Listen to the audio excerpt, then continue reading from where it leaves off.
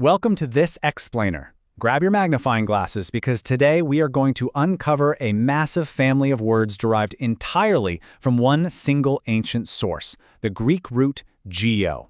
If you've ever found yourself staring at a ridiculously long, intimidating scientific word and wondering how anyone could possibly spell it, let alone know what it means, well, you are in the exact right place. We're going to learn how to break these words down, focusing entirely on the incredible words that derive from GEO to turn you into absolute vocabulary geniuses. All right, let's dive into this. Here is our case file checklist for today. We'll meet the root GEO, check out some core Earth words, dig into advanced vocabulary, look at suffix building blocks, unlock elite spelling bee secrets, and wrap up with a final word challenge. Let's get right into it. Section 1. Meet the root. GEO, the Earth root. Look at the sheer staying power of this tiny little word. GEO, pronounced geo, comes straight from an ancient Greek word for earth, land, or ground. I mean, think about it for a second. People have always needed words to talk about the dirt they walk on, the rocks they find, the maps they draw. Over time, that earth concept traveled from Greek into Latin-based scholarship, then French, and finally right into our modern English scientific vocabulary. Because of that incredible journey, we have dozens and dozens of words built entirely from this one root. The golden rule for today? GEO equals Earth. Just picture the whole world right under your feet. Moving on to Section 2. Core Earth words. Decoding basics. Here's how you really want to attack a word. We're not just memorizing random letters here, right? We break things apart. Take geology, for instance. Step 1. You spot the root GEO, and boom, your brain immediately shouts Earth.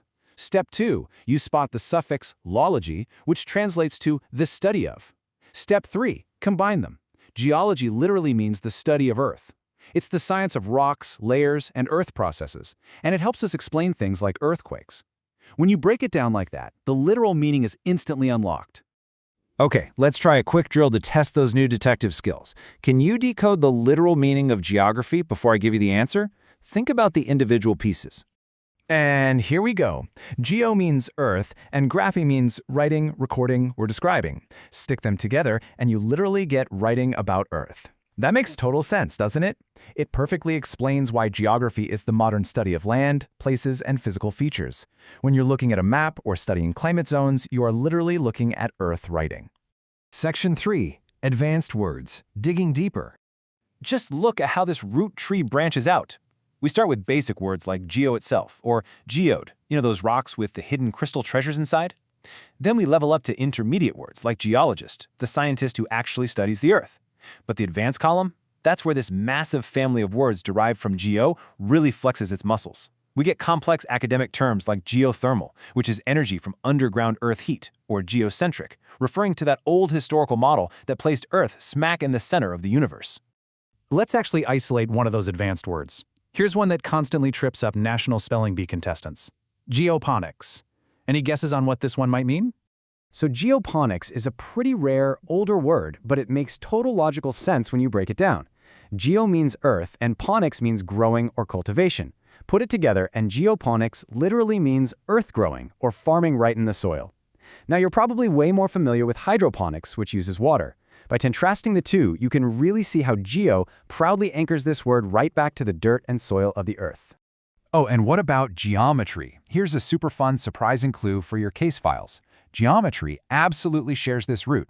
In its older Greek form, it literally meant earth measure. I know today we mostly use it in math class to calculate angles and areas, but it originally came from the very practical need to literally measure the land. Just a fascinating example of language history in action, even if it feels a bit disconnected from our modern earth science words.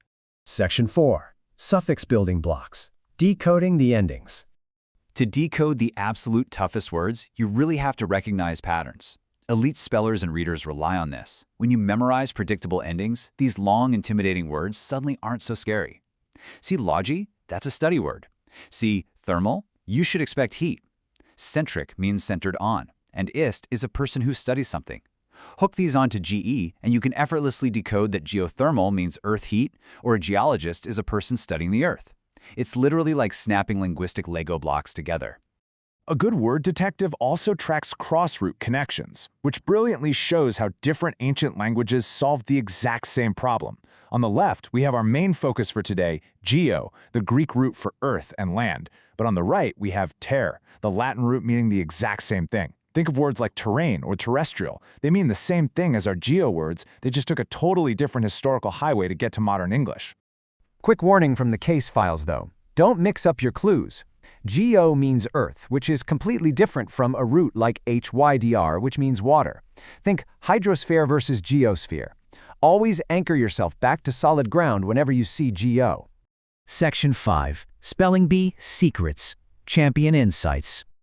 All right, cue the Spelling Bee training montage. National champions know exactly where the traps are hidden in this word family. First up, geography is super often misspelled with an F instead of a PH. Don't fall for that.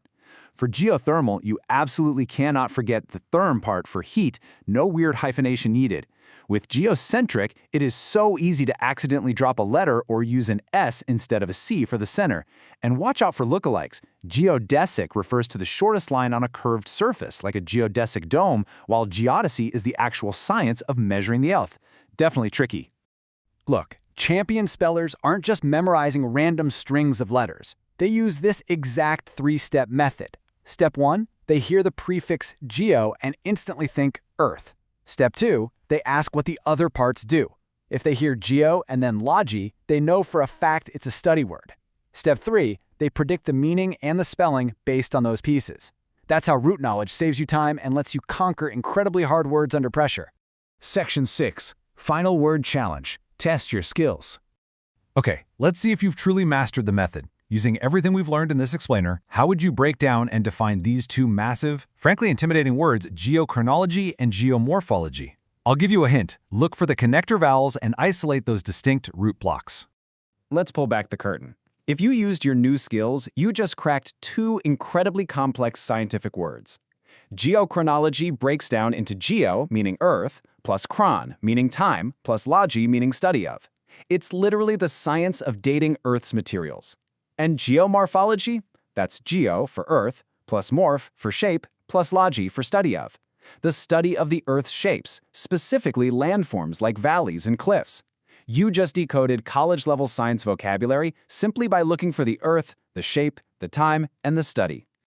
We've covered a massive amount of ground today. Literally. You now understand how a single ancient Greek word spawned this massive family of English vocabulary, giving us words for everything from hidden crystals in a geode to the geopolitics of our modern map. So armed with this ultimate champion slogan, when you see geo, think Earth, what complex, mysterious new words will you decode out there in the world next? Keep that magnifying glass handy, word detectives.